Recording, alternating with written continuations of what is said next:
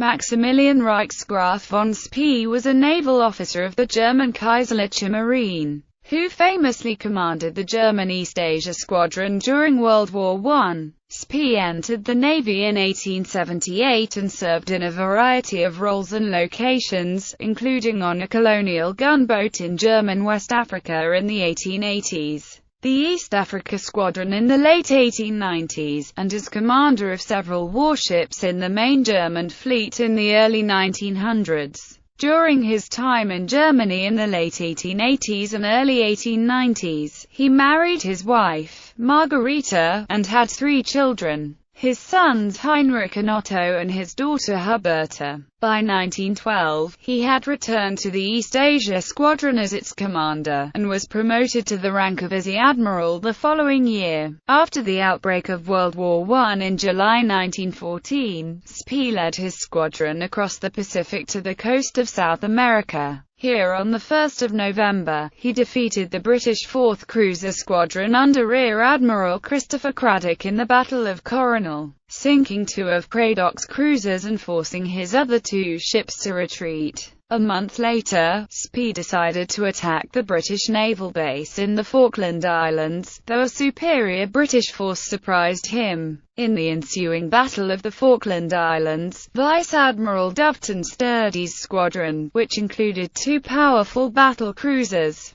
destroyed the East Asia Squadron. Spee and his 2 sons, who happened to be serving on 2 of his ships, were all killed, along with about 2,200 other men. Spee was hailed as a hero in Germany, and several ships were named in his honor, including the heavy cruiser Admiral Graf Spee, which was built in the 1930s and was defeated in the Battle of the River Plate during World War II. Early career. Maximilian Johannes Maria Hubert von Spee was born in Copenhagen, Denmark, on the 22nd of June 1861, though he was raised in the Rhineland in Germany, where his family had an estate. He joined the Kaiserliche Marine in 1878 and initially served in the main German naval base at Kiel. He was commissioned an officer at the rank of Lieutenant zur See, and was assigned to the gunboat SMS Mo, which was sent to Western Africa. During this voyage, the Germans signed treaties with local rulers in Togo and Cameroon, creating the colonies of Togoland and Cameroon, respectively.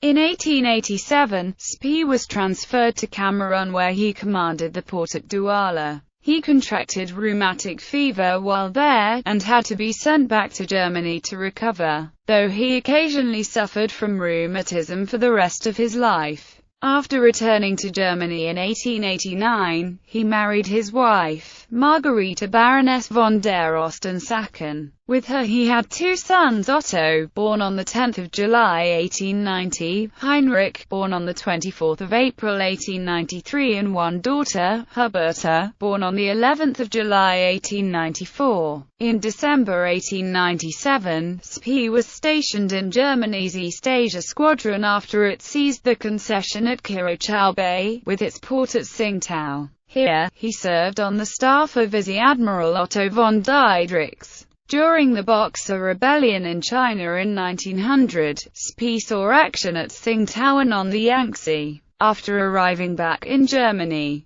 he was promoted to the rank of Korvettenkapitän and assigned as the first officer aboard the pre-dreadnought battleship Brandenburg. Between 1900 and 1908, Spee held command of several ships, including the Aviso Helle, the minelayer Pelican, and finally the pre-dreadnought Wittelsbach. During this period, he was promoted to Fregattenkapitän on the 27th of January 1904 and to Captain zur See exactly a year later. His command of Wittelsbach followed the latter promotion. In 1908, he was assigned as the Chief of Staff to the commander of the North Sea Station, and in 1910 he was promoted to the rank of Konteradmiral. Spee was then assigned as the Deputy Commander for the Reconnaissance Forces of the High Seas Fleet, East Asia Squadron. In late 1912, Spee was given command of the East Asia Squadron, replacing KADM Gunther von Krosigk on 4 December. Spee raised his flag on the armoured cruiser Scharnhorst. and departed on a tour of the Southwest Pacific along with Scharnhorst's sister ship Gneisenau, during which Spee made visits to several ports, including Singapore and Batavia. Spee was promoted to vice-admiral the following year. Over the following year and a half, Spee met with the leaders of several East Asian countries. From the 1st of April to the 7th of May 1913, Scharnhorst took Spee to Japan to meet the Taisho Emperor. Later in the year, Spee met with Chulalongkorn, the King of Siam. In May 1914, Spee took Scharnhorst and the torpedo boat S-90 on a visit to Port Arthur and then to Tianjin. Spee continued on to Beijing, where he met with Yuan Shikai, the first president of the Republic of China. He came back aboard Scharnhorst on the 11th of May and the ship returned to Tsingtao. Spee thereafter began preparations for a cruise to German New Guinea. Scharnhorst departed on the 20th of June. The two armored cruises proceeded to Nagasaki, Japan, where they coaled in preparation for their tour. While en route to Truk in the Caroline Islands, they received news of the assassination of Archduke Franz Ferdinand, heir to the throne of Austria-Hungary. On the 17th of July, the East Asia Squadron arrived in Ponape in the Carolines, where the ships remained while tensions steadily rose in Europe. In Ponape, Spee had access to the German radio network, and he learned of the Austro-Hungarian declaration of war on Serbia on the 28th of July, followed shortly thereafter by the Russian mobilization, tantamount to a declaration of war, against Austria-Hungary and possibly Germany. On the 31st of July, word came that the German ultimatum that Russia demobilize its armies was set to expire. Spee ordered his ship's crews to prepare for war. On the 2nd of August, Wilhelm II ordered German mobilization against Russia and its ally, France. Following Germany's violation of neutral Belgium during its invasion of France, Britain declared war on Germany. World War I. The East Asia Squadron consisted of Scharnhorst and Gneisenau and the light cruisers Emden, Nuremberg, and Leipzig. At the time, Nuremberg was returning from the west coast of the United States, where Leipzig had just replaced her, and Emden was still in Tsingtao. Spee recalled his ships to consolidate his forces. Nuremberg arrived on the 6th of August and the three cruisers plus their colliers moved to Pagan Island in the Marianas,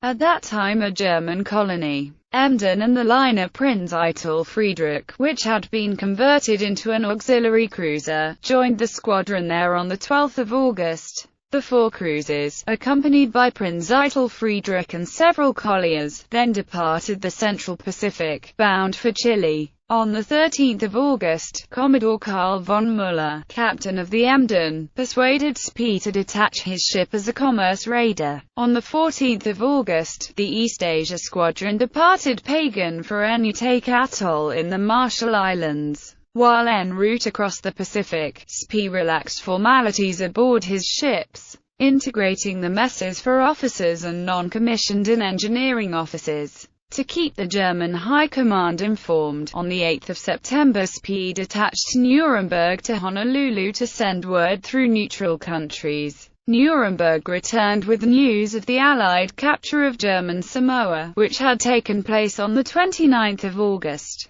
Scharnhorst and Gneisenau sailed to Apia to investigate the situation. Spee had hoped to catch a British or Australian warship by surprise, but upon his arrival on the 14th of September, he found no warships in the harbour. Spee decided against attacking the Allied troops ashore, since doing so would risk killing Samoans and damaging German property. On the 22nd of September, Scharnhorst and the rest of the East Asia Squadron arrived at the French colony of Papeete. The Germans attacked the colony, and in the ensuing Battle of Papeete, they sank the French gunboat Zélé. The ships came under fire from French shore batteries but were undamaged. Fear of mines in the harbour prevented Spee from seizing the coal in the harbour. Spee then continued across the Pacific, passing through the Marquesas Islands, where his ships acquired supplies including fresh meat by barter. purchase, or confiscation. On the 12th of October, the squadron reached Easter Island, where it was reinforced by Leipzig, Dresden, and 4 more colliers. Spee's ships were off the coast of Chile by the 1st of November, when he learned that the British cruiser Glasgow was moored in Coronel. Ostensibly alone, he decided to try to sink the ship. Battle of Coronel. Glasgow was assigned to the 4th Cruiser Squadron, under Rear Admiral Christopher Craddock. As it turned out, Glasgow was joined by the armoured cruisers Good Hope and Monmouth and the auxiliary cruiser Otranto. After discovering the entire squadron off Coronel, Spee decided to engage the British ships, but he delayed the action using his ship's superior speed until later in the day, when the setting sun would silhouette Craddock's ships. The German ships would meanwhile be obscured against the Chilean coast, making the task of the British gunners more difficult. At 1807, Spee issued the order to open fire, with his 2 armoured cruisers battling Craddock's armoured cruisers and his light cruisers engaging Glasgow and Otranto. Craddock quickly detached Otranto, as she had no place in the line of battle. By 1850, Gneisenau had disabled Monmouth and so shifted fire to Good Hope. The combined firepower of Scharnhorst and Gneisenau neutralized Good Hope by 1923. Spee then withdrew his 2 armoured cruisers and sent in his light cruisers to finish off Monmouth and Good Hope. The British had lost both ships and suffered more than 1,600 dead, including Craddock, though the German ships had expended around 40% of their ammunition supply. Spee had inflicted the first defeat on a Royal Navy squadron since the Napoleonic Wars a century earlier. After the battle, Spee took his ships north to Valparaiso.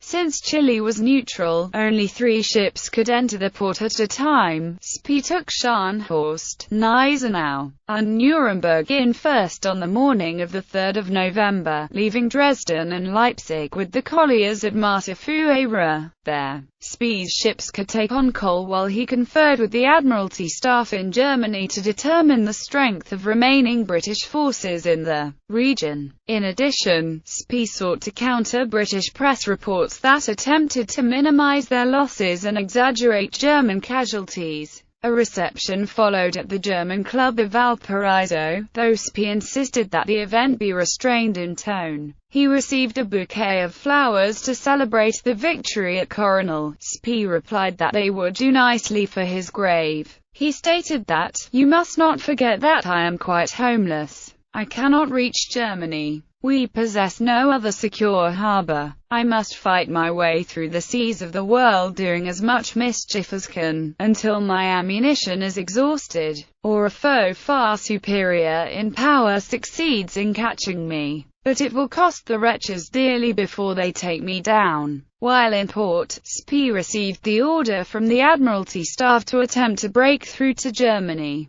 The ships remained in the port for only 24 hours, in accordance with the neutrality restrictions, and arrived at Martafuera on the 6th of November, where they took on more coal from captured British and French steamers. Dresden and Leipzig took their turn in Valparaiso, after which the reformed squadron continued south and rounded Cape Horn into the South Atlantic. In the meantime, the Royal Navy sent a pair of battle cruisers, Invincible and Inflexible, commanded by Vice Admiral Doveton Sturdy, to hunt down Spee's squadron and avenge Craddock's defeat. Battle of the Falkland Islands. On the morning of the 6th of December, Spee held a conference with the ship commanders aboard Scharnhorst to determine their next course of action. The Germans had received numerous fragmentary and contradictory reports of British reinforcements in the region. Spee and 2 other captains favoured an attack on the Falkland Islands to destroy the British wireless station there, while 3 other commanders argued that it would be better to bypass the islands and attack British shipping off Argentina. Spee's opinion carried the day, and the squadron departed for the Falkland Islands at 1200 on the 6th of December. The ships arrived off the Falkland Islands 2 days later. Gneisenau and Nuremberg were delegated for the attack. As they approached, observers aboard Gneisenau spotted smoke rising from Port Stanley,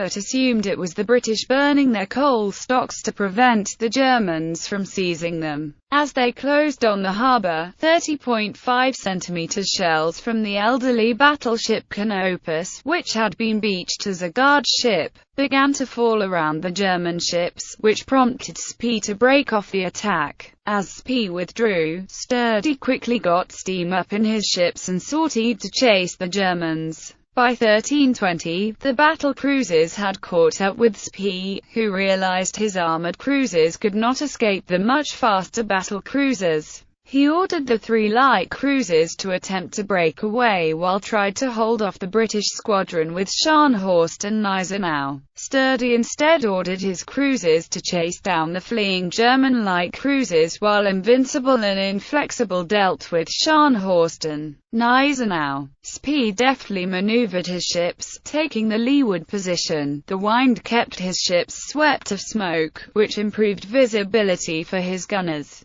This forced Sturdy into the windward position and its corresponding worse visibility. Scharnhorst straddled Invincible with her 3rd salvo and quickly scored 2 hits on the British battlecruiser. The German flagship was herself not hit during this phase of the battle. Sturdy attempted to widen the distance by turning 2 points to the north to prevent Spee from closing to within the range of his numerous secondary guns. Spee counteracted this maneuver by turning rapidly to the south, which forced Sturdy to turn south as well to keep within range. This allowed Scharnhorst and Gneisenau to turn back north and get close enough to engage with their secondary 15 cm guns. Their shooting was so accurate that it forced the British to haul away a second time. The British gunfire became increasingly accurate, and by 1600, Scharnhorst had begun to list badly. While fires raged aboard the ship, Spee ordered Gneisenau to try to disengage while he turned Scharnhorst toward his attackers in an attempt to launch torpedoes at them. At 1617, Scharnhorst capsized and sank, taking her entire crew with her, including Spee.